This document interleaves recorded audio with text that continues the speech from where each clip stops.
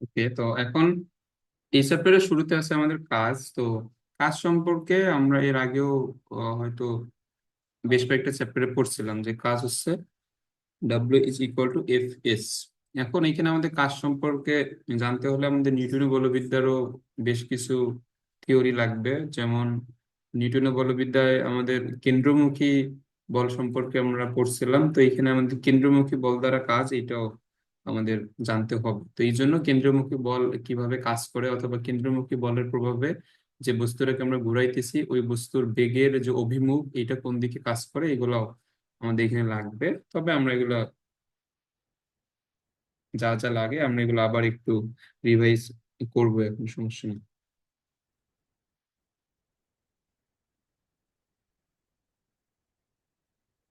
আচ্ছা, তো এখন আমাদের এই চ্যাপ্টারের প্রথম টপিকই হচ্ছে কাজ।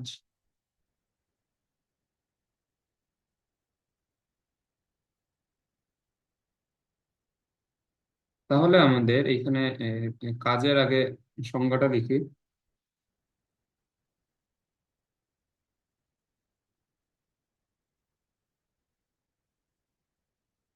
কোনো বস্তুর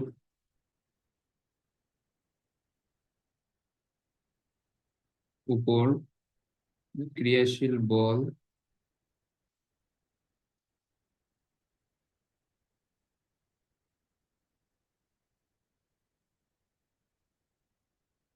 ও বলের দিকে সরণের উপাংশের গুণফলকে কাজ বলে। এখন উপাংশ দুই প্রকার, একটা হচ্ছে আনুভূমিক উপাংশ, একটা হচ্ছে লম্ব উপাংশ। এগুলো আমরা ভিক্টরে শিখছিলাম, যদিও অনেক আগের পড়া, তবে এই জিনিসটা সবসময় মানে ফিজিক্সে লাগে আর কি। এই যে আমাদের ভেক্টর চ্যাপ্টার, গুণফলকে কাজ বলে।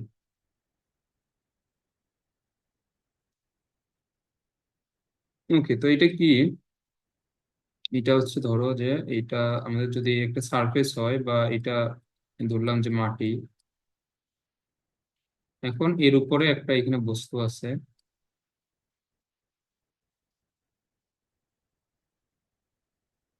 ওকে, এখন এই বস্তুর উপর আমরা এই জায়গাতে একটা এই দড়ি বেঁধে আমরা এটাকে এই বরাবর বল প্রয়োগ করলাম। এই এই বস্তুর উপর একটা এখানে দড়ি বেঁধে অথবা হাতের সাহায্যে বা যেভাবেই হোক আমরা একটা বল প্রয়োগ করলাম, এবং এই বলটা আমাদের ভূমির সাথে অথবা আনুভূমিকের সাথে θ ডিগ্রি কোণ করে আছে। তাহলে এটা হচ্ছে আমাদের ভূমির সাথে এই বলটা এখানে θ ডিগ্রি কোণ করে আছে। তাহলে এই বলের কয়টা উপাংশ পাওয়া যাবে? দুইটা, একটা হচ্ছে উলম্ব উপাংশ আর একটা হচ্ছে আনুভূমিক উপাংশ। তো এখন এখানে আনুভূমিক যে উপাংশ এটা হবে এই বরাবর F cos θ, আর এটা হচ্ছে এই দিক থেকে এর সাথে লম্ব বরাবর F sin θ। আমরা তো এগুলা জানি।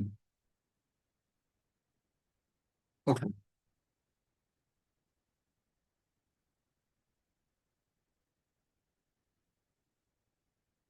এখন একটা জিনিস এখানে খেয়াল করো, এই বস্তুটা আমাদের কোন দিক বরাবর যাবে বলতো? এটা যাবে সামনের দিকে। এটা তো উম, যাবে হচ্ছে সামনের দিকে। এখন এইখানে mg ক্রিয়াশীল, যেটা F sin θ বিপরীত দিকে। তো এখন আমরা যদি একটা বস্তুকে নর্মালি মাটির উপর দিয়ে যদি বল প্রয়োগ করে টান দেই, এই এই বস্তুটার কি আমাদের ওয়াই অক্ষ বরাবর কোনো সরণ হয়? নর্মালি তো হয় না, ওয়াই অক্ষ বরাবর তো কোনো সরণ হয় না। তাহলে এই বস্তুটা আমাদের ভূমি বরাবরই কিন্তু সামনের দিকে গতিশীল হয়। তাহলে এটার আমাদের বেগের ডিরেকশন হচ্ছে এইদিকে। এটা বুঝছো? এটার ঊর্ধ্বমুখী সরণ নর্মালি হয় না, কারণ mg দ্বারা ওই যে আমাদের ঊর্ধ্বমুখী বল যেটা F sin θ ওইটাকে প্রতিহত করা হয়। mg দ্বারা। এই জন্য এখানে ওয়াই অক্ষ বরাবর কোনো সরণ হয় না, এটা সরণ হয় এক্স অক্ষ অর্থাৎ ভূমি বরাবর। ওকে, তাহলে আমাদের এই দিক থেকে সরণ হচ্ছে। এখন তাহলে এই বস্তুর উপর আমাদের এক্সুয়ালি কয়টা বল ক্রিয়াশীল? একটা, এটা হচ্ছে এফ কস থিটা, কারণ এফ সাইন থিটা এখানে ওজন দ্বারা এখানে প্রশমিত হয়ে যাবে।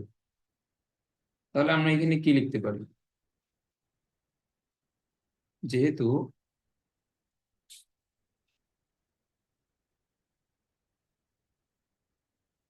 ওয়াই অক্ষ বরাবর কোনো সরণ নেই, অতএব ওয়াই অক্ষে বলের লব্ধি এটা কি হবে? শূন্য হবে না? তো এখন আমাদের ওয়াই অক্ষ বরাবর দুইটা বল ক্রিয়াশীল, এখন এখানে বলের লব্ধি শূন্য বলতে দুইটা বিপরীতমুখী বলের মান যদি সমান হয় সেই ক্ষেত্রেই তো লব্ধি শূন্য হবে। কারণ আহ দুইটা বল যদি আমাদের 180 ডিগ্রি কোণে ক্রিয়াশীল থাকে তাহলে তাদের লব্ধির সূত্র কি? ওই দুইটার বিয়োগফল। এগুলো মনে আছে?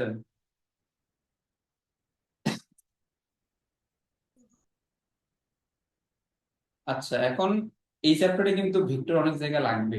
তো এই ভেক্টর একটু দেখে আসি, মানে লব্ধি অথবা এই যে বিপরীত দিকে ক্রিয়াশীল থাকলে লব্ধি কি হয়, তারপরে লব্ধির সামান্তরিক সূত্র, এবং বিশেষ করে ডট গুণ ক্রস গুণন তো লাগবেই।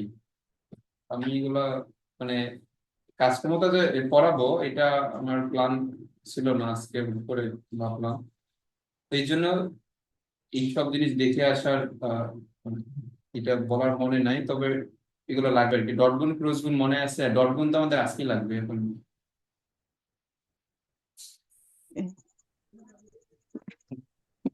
এগুলো মনে নাই? ডট গুণ তারপর ক্রস গুণ। আচ্ছা, এখন এই যতটুকু রিক্যাপ করা দরকার আমি এখন করে দিব, এখন সমস্যা নাই। তাহলে এই জিনিসটা তো বুঝছো যে তার যেহেতু ওয়াই অক্ষ বরাবর কোনো সরণ নাই, তাহলে ওয়াই অক্ষ বরাবর ক্রিয়াশীল সকল বলের লব্ধি শূন্য হবে। তো আমরা যখন ভেক্টর আমরা যখন পড়ছিলাম তখন আমরা দেখছিলাম যে দুইটা বল যদি এইখানে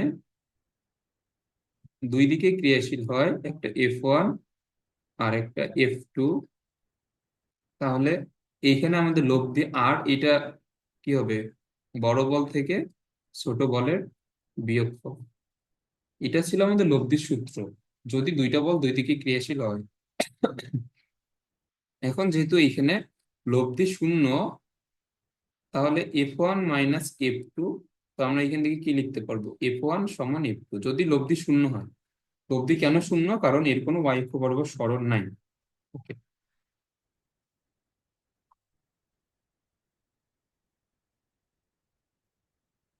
আচ্ছা, তাহলে তো আমরা এই পর্যন্ত বুঝছি।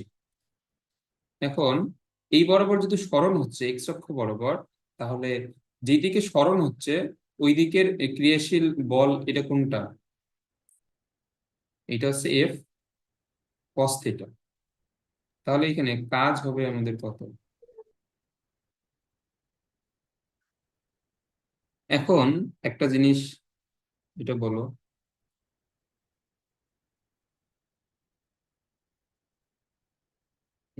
এখন এখানে খেয়াল করো, যেমন আমাদের এফ যখন এইদিকে এখানে ক্রিয়াশীল ছিল এর সাথে থিটা ডিগ্রি কোণে, তাহলে আমরা এটা এখানে বললাম যে এক্স অক্ষ বরাবর আমাদের বলের যে উপাংশ এটা এফ কস থিটা।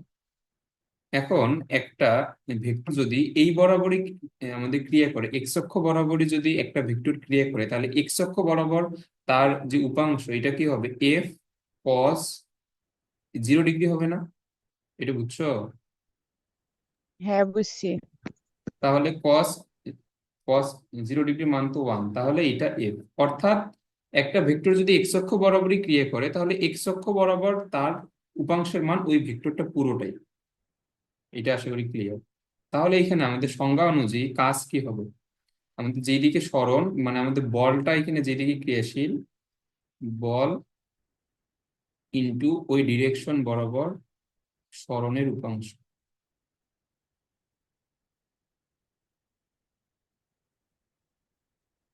ওকে, তাহলে এটা হচ্ছে F cos theta into x অক্ষ বরাবর সরণের যে উপাংশ, আমরা সরণকে যদি এস ধরি, তাহলে এই যে এক্স অক্ষ বরাবর এস এর যে উপাংশ, এটা কি হবে? এটা তো এসি হবে। এটা বুঝছো? তাহলে এটা হচ্ছে এফ বুঝ এস কস থিটা। ওকে, এটাকে আরো একভাবে বোঝানো যায়। যেমন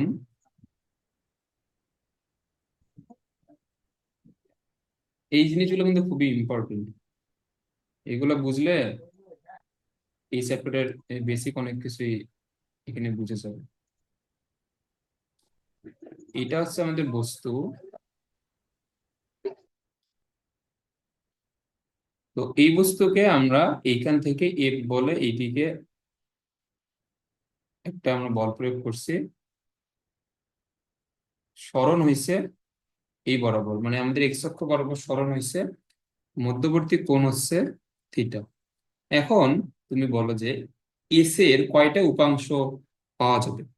এস এর আমরা যদি উপাংশ বিবেচনা করি, আমাদের সকল ভেক্টরেরই দুইটা উপাংশ আমরা নর্মালি বিবেচনা করি, একটা হচ্ছে আনুভূমিক উপাংশ আর একটা হচ্ছে উলম্ব উপাংশ। এখন আমাদের যে সংজ্ঞা, বল এবং বলের দিকে সরণের উপাংশ। এখন এই যে আমাদের সেকেন্ড কেসটায় এফ বরাবর এস এর উপাংশ কত হবে বলো তো? মানে এফ এর দিকে এস এর উপাংশ কত হবে? এফ যেদিকে ক্রিয়াশীল ওই দিক বরাবর এস এর উপাংশ কত হবে?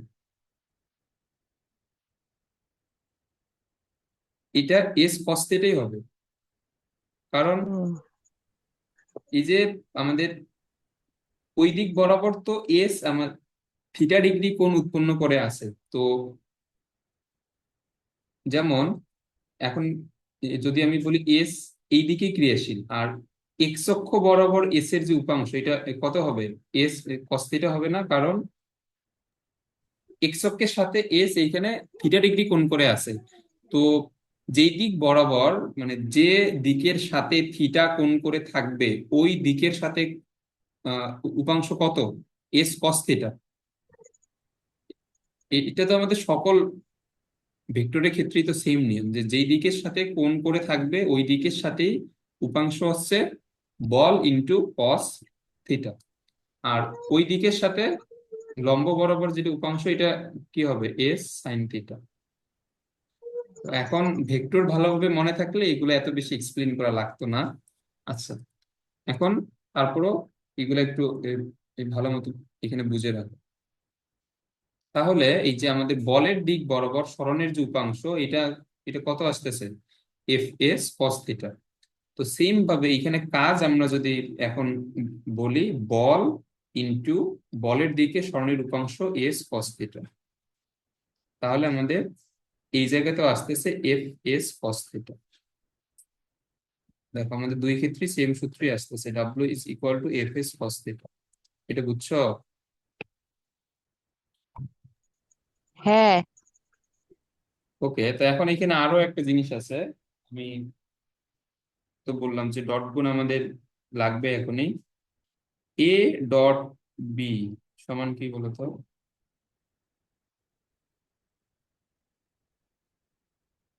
এ ডট বি সমান হচ্ছে A B cos theta.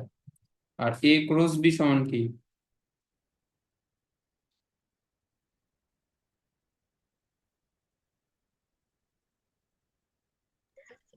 AB sine theta. হ্যাঁ, এটা হচ্ছে এ বি সাইন থিটা। এখন এখানে খেয়াল করো, এ এবং বি এর ডট গুণফল যদি হয় এ বি কস থিটা, তাহলে এই যে এফ এস কস থিটাকে এখানে কি লেখা যাবে?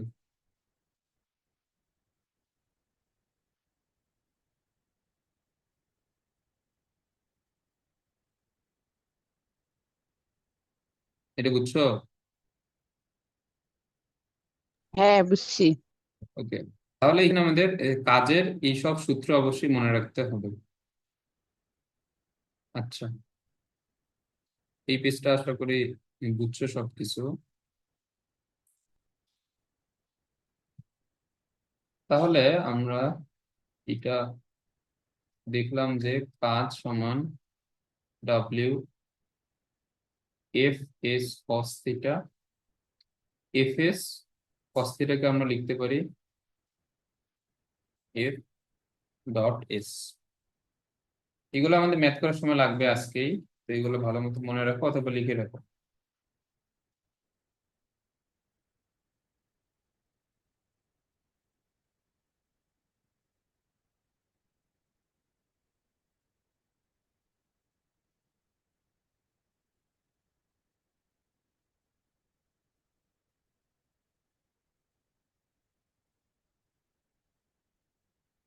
এখন এখানে আমাদের কাজ কখন সর্বোচ্চ হবে, কাজ কখন সর্বনিম্ন হবে অথবা শূন্য হবে।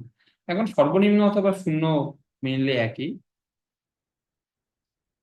এখন এই যে কাজের যে সূত্র, তো বল এবং সরণ যদি ফিক্সড হয় তাহলে কাজ কখন সর্বোচ্চ হবে বলুন? আর থিটা যখন 0 ডিগ্রি। হ্যাঁ, তাহলে বল সরণ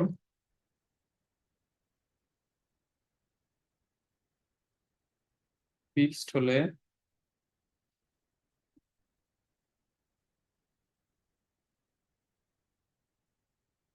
কাজ সর্বোচ্চ হবে যদি theta is equal to 0 degree হয়। তো এই কেসটা কিরকম, এটা হচ্ছে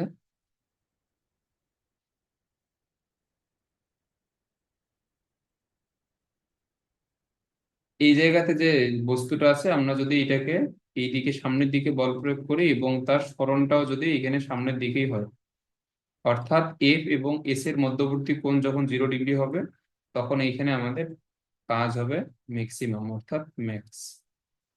ওকে।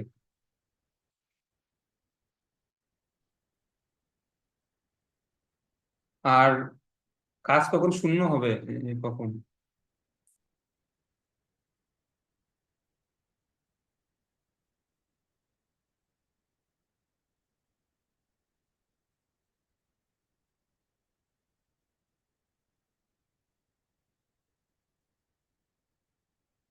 এটা বলো।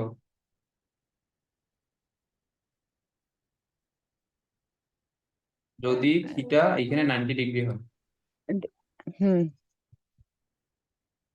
তাহলে থিটা 90 ডিগ্রি হওয়ার যেটা কেস, এটা আমাদের দৈনন্দিন জীবনে এটা আমাদের দেখা যায় না, এটা জাস্ট থিওরি আর কি। এটা কখন হয়, এটা হয়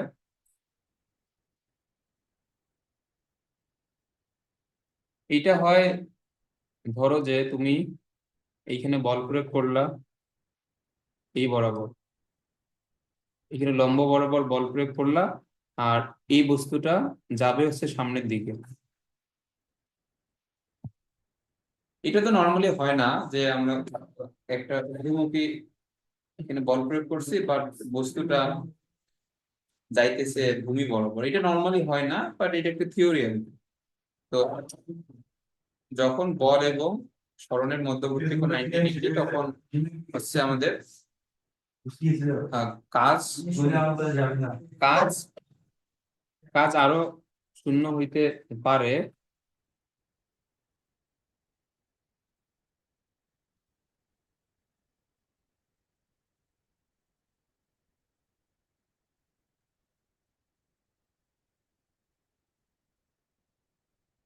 সরণ শূন্য হলে কাজ শূন্য, কারণ আমাদের এখানে এর যদি 0 হয় তাহলে তো কাজ 0 হবে। যেমন আমরা যদি একটা আমাদের বিল্ডিং ঘর অথবা অনেক বড় একটা পাথর অথবা অনেক বড় একটা বাস অথবা ট্রাক দাঁড়ায় আছে, আমরা হুদাই গিয়ে ঠেলতেছি। তো এখন এই যে একটা ঘরকে অথবা অনেক বড় কোনো জিনিসকে ঠেললে আমাদের অনেক কিছু কষ্ট হবে, কিন্তু কোনো কাজ হবে না, মানে ফিজিক্সের ভাষায় কোনো কাজ হবে না। যেমন এটা 19-এ ছিল নাকি ইন্টারের বইয়ে ছিল যে এই যে দারোয়ান যে সারাদিন বসে বসে বাড়ি পাহারা দেয়, বা যারা বিভিন্ন অফিসে সারাদিন বসে থেকে কাজ করে, তাদের হচ্ছে ফিজিক্সের ভাষায় কোনো কাজ হয় না, কারণ তাদের কোনো নড়াচড়া নাই, তো স্মরণ নাই। স্মরণ না থাকলে সারাদিন মানে বসে থাকলে কোনো কাজ হয় না আর কি। এখন তুমি যদি কম্পিউটারে বা অন্য কোনো কাজ করো, যেহেতু স্মরণ হচ্ছে না, তাহলে ফিজিক্সের ভাষায় এই কাজটা হচ্ছে শূন্য। ওকে, তাহলে আমাদের এটা হচ্ছে সর্বোচ্চ কাজ অথবা সর্বনিম্ন কাজের শর্ত আর কি। এগুলো আশা করি বুঝছি।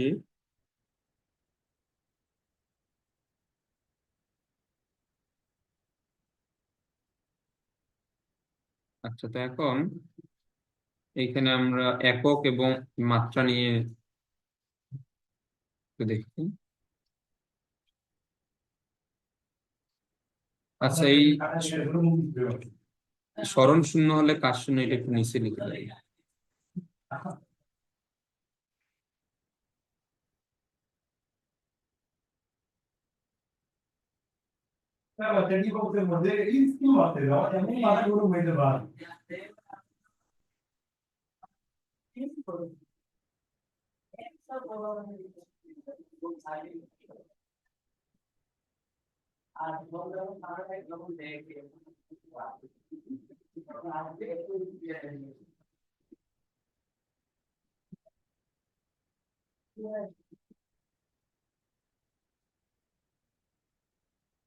তাহলে আমরা নর্মালি এখানে কাজের একক, সরি, কাজের সূত্র আমরা ধরে নেব এফ এস। আচ্ছা, এখানে কস্তিটা লিখলেও কোনো সমস্যা নেই, কারণ কস্তিটা আমাদের একটা সংখ্যা মান আসবে আর কি, হাফ অথবা √3/2, এর তো কোনো একক নেই। তা- তাহলে আমরা তো নর্মালি জানি যে এর একক হচ্ছে জুল। কিন্তু এইখানে সূত্র থেকে আমরা এর একক একটা পাইতে পারি। কস্তিটার কোনো একক নেই, কারণ এটা একটা সংখ্যা। তাহলে এফ হচ্ছে নিউটন, এস হচ্ছে মিটার। তাহলে এখানে নিউটন মিটারও একটা কাজের একক। তাহলে আমরা কি বলতে পারি, 1 জুল সমান 1 নিউটন মিটার। এটা এমসিকিউ এর জন্য ইম্পর্টেন্ট। তারপরে বলের আরেকটা একক কি হবে বলতো? 1 নিউটন সমান কি বলা যাবে বলের আরেকটা একক কি হতে পারে,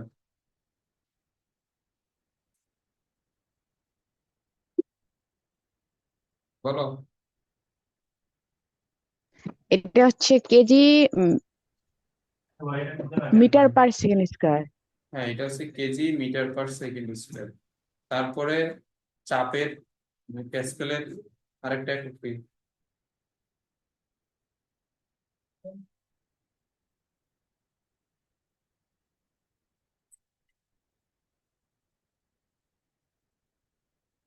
চাপের আরেকটা একক কি বলো, সহজ তো এটা।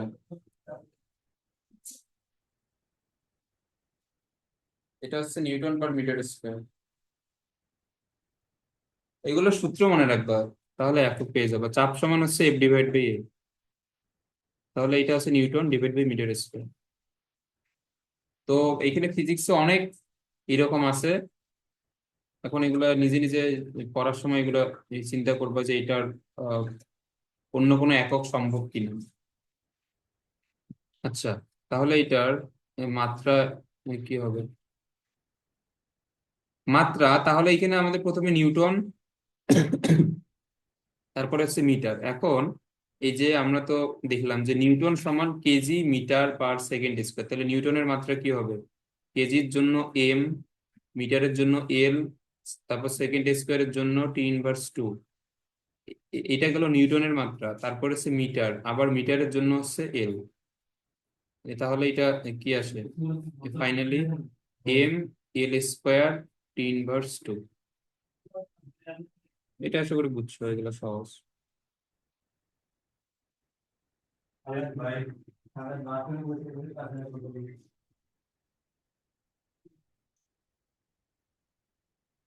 আচ্ছা,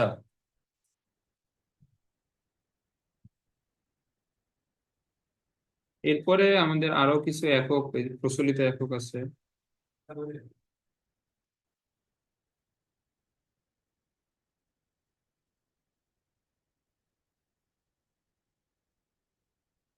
আচ্ছা, এই যে এটার যে আমাদের ট্রান্সফরমেশন এক একক থেকে অন্য একক, এগুলা তোমার ক্যালকুলেটরের এই পিছনে একটা চার্ট আছে সম্ভবত, ওইখান থেকে সবগুলা বের করা শিখবা। যেমন আমাদের জুলের সাথে আর্গের একটা সম্পর্ক আছে, এটা আমরা কেমিস্ট্রিতে এটা পড়ছিলাম, এটা মনে আছে?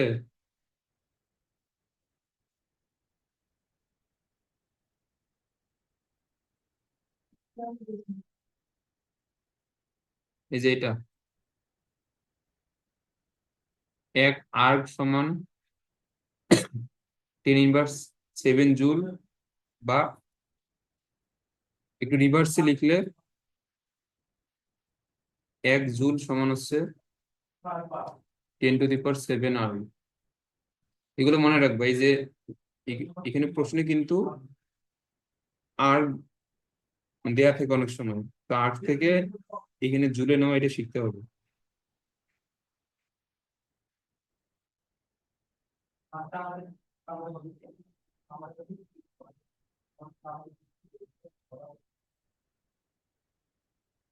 আচ্ছা, এরপরে আর যেগুলো আছে এগুলো আমাদের লাগবে না,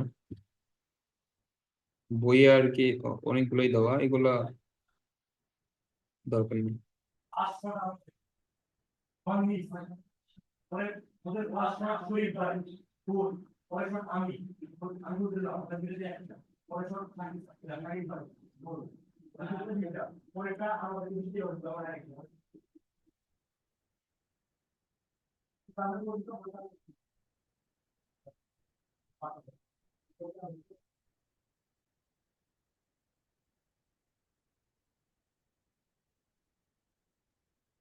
আচ্ছা দেখো, এরপরে হচ্ছে আমাদের ধনাত্মক এবং ঋণাত্মক কাজ।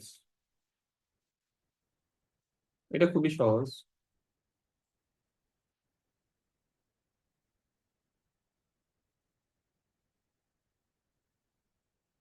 আচ্ছা, পজিটিভ কাজ এটা কখন হবে? আমাদের কাজের সূত্র হচ্ছে W=F(S)cos θ। এখন এই যে কাজের সূত্র যে F(S)cos θ, এখানে এফ আর এস কি কখনো নেগেটিভ হবে? মানে বল আর সরণ তো কখনো নেগেটিভ হওয়া সম্ভব না, এইগুলো তো সবসময় পজিটিভ মান। তাহলে কাজ যদি এখানে পজিটিভ হয় অথবা নেগেটিভ হয়, এটা কার উপর নির্ভর করবে? এটা নির্ভর করবে স্মরণ। সরণ না, মানে বল আর সরণ তো সবসময় পজিটিভ, তুমি যেই দিকে বল প্রয়োগ করো বস্তুটা যেই দিকে সরে যায়। বল আর মানে বল আর সরণ তো সবসময় পজিটিভ। তাহলে কাজ পজিটিভ হবে নাকি নেগেটিভ হবে, এটা কার উপর নির্ভর করবে? এটা নির্ভর করবে কস থিটার উপর, মানে আমাদের কোণের উপর নির্ভরশীল। কস থিটার মান যদি প্লাস হয় তাহলে কাজ প্লাস হবে, কস থিটার মান যদি মাইনাস হয় তাহলে কাজ মাইনাস হবে। বুঝছো? বল এবং সরণ তো এই মানগুলো কি কখনো নেগেটিভ হওয়া সম্ভব? মানে বল সরণ তুমি বল প্রয়োগ তো করবা, ওইটা তো সবসময় পজিটিভ, আর একটা বস্তু যেই দিকেই সরে যাক না কেন তার সরণ তো সবসময় ধনাত্মক। তাহলে এটা কাজ পজিটিভ হবে নাকি নেগেটিভ হবে, এটা আমাদের নির্ভরশীল হচ্ছে কোণের উপর। ওকে, তাহলে কস থিটার মান আমাদের কখন পজিটিভ?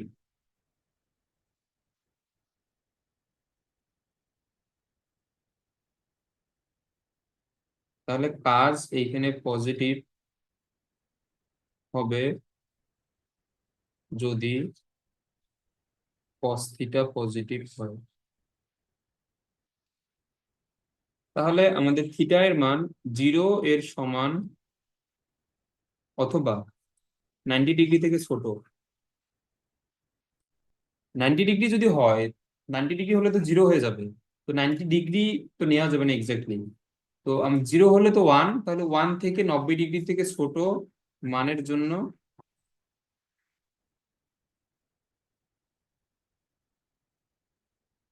এইখানে আমাদের cos থিটা পজিটিভ।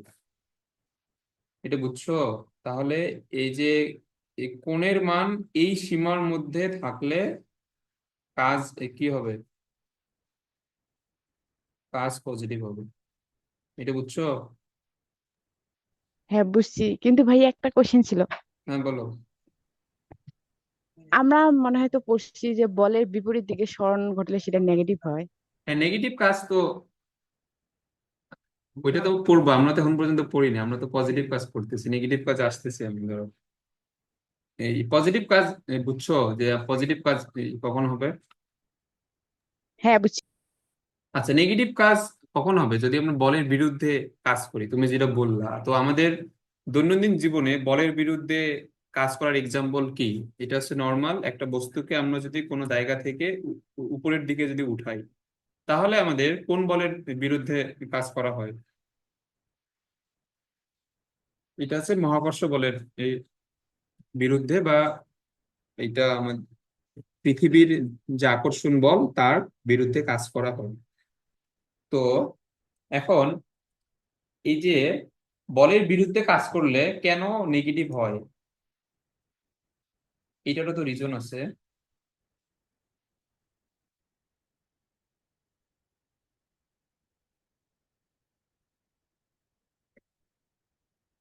এখন এখানে খেয়াল করো, এটা আমাদের একটা বস্তু, এই দিক বরাবর এটার যে অভিকর্ষ বল W = mg, এটা ক্রিয়াশীল। আর আমরা এই এই বস্তুটাকে আমরা তুলতেছি ঊর্ধ্বমুখী ভাবে, তাহলে এটা সরণ হচ্ছে এইদিকে। ওকে, তাহলে এখন বল এবং সরণের এখানে মধ্যবর্তী কোণ কত ডিগ্রি? 180 ডিগ্রি। তো এখন তুমি এখানে সূত্রে বসাও, এই যে কজ 180 ডিগ্রির মান কত? -1।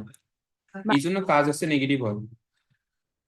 তাহলে এখন এখানে খেয়াল করো, তাহলে আমাদের এখানে প্রথম পয়েন্ট হচ্ছে বলের বিরুদ্ধে কাজ করলে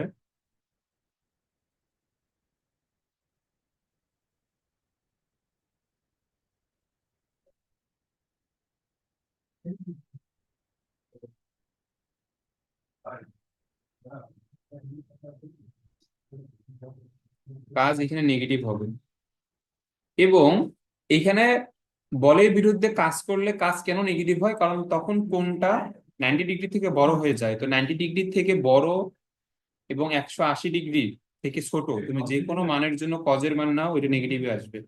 তাহলে যখন আমাদের কোণের মান 90 ডিগ্রি থেকে বড় এবং 180 ডিগ্রি থেকে ছোট অথবা সমান, কারণ 180 ডিগ্রি তো কাজটা কিন্তু নেগেটিভ, তাহলে 180 ডিগ্রি থেকে ছোট অথবা সমান যে কোনো মানের জন্য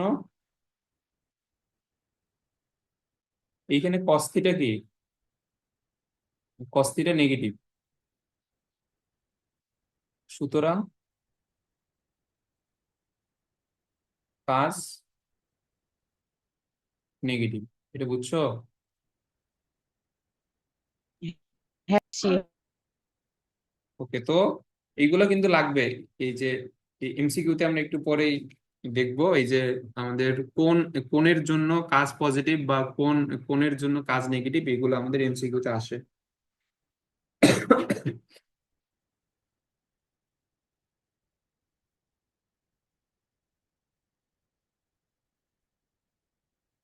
আচ্ছা, আর এখানে আমরা পজিটিভ কাজ বুঝলাম, নেগেটিভ কাজ বুঝলাম, আর শূন্য কাজ তো আমরা করে আসছি।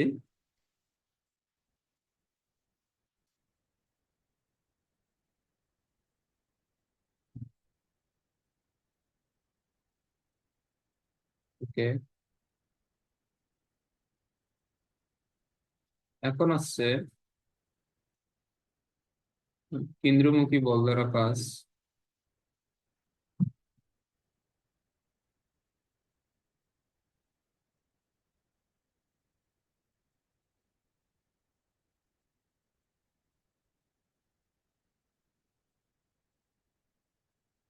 এখন এখানে খেয়াল করো, কেন্দ্রমুখী বল দ্বারা কাজ জন্য আমরা একটা এখানে বৃত্ত নেই।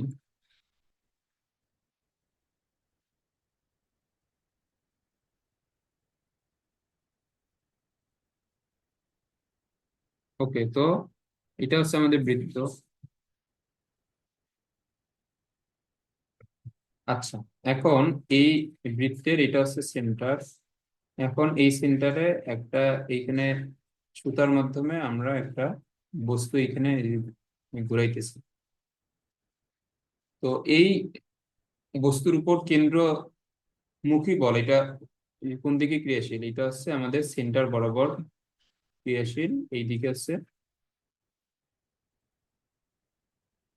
কেন্দ্রমুখী বল। আমরা তো এটা জানি। এখন একটা নির্দিষ্ট মোমেন্টে বা একটা নির্দিষ্ট সময়ে এই বস্তুর বেগের যে অভিমুখ, এটা কোন বরাবর বলো তো? এই বস্তুর বেগের যে অভিমুখ এটা কোন বরাবর? এটা যে কোনো পয়েন্টে একটা বৃত্তাকার পথে গতিশীল একটা বস্তুর বেগের অভিমুখ থাকে ওই বিন্দু থেকে ওই বৃত্তের স্পর্শক বরাবর বাইরের দিকে। তাহলে আমি যদি এই পয়েন্টে একটা স্পর্শক চিন্তা করি, তাহলে এটা হবে এইরকম। তাহলে এই ডিরেকশনটা হচ্ছে তার বেগের দিক। এটা বুঝছো? এটা সবসময় মনে রাখবে। আর আমাদের এইখানে যে একটা থিওরি লাগবে, এটা হচ্ছে বৃত্তের কেন্দ্র থেকে আমরা যদি একটা ব্যাসার্ধ আঁকি, তাহলে ওই পয়েন্ট থেকে আমরা যদি একটা স্পর্শক আঁকি, তো এই স্পর্শক এবং এই যে আমাদের এখানে ব্যাসার্ধের মধ্যবর্তী কোণটা সবসময় 90 ডিগ্রি হবে। এটা আমাদের মনে রাখতে হবে। আচ্ছা।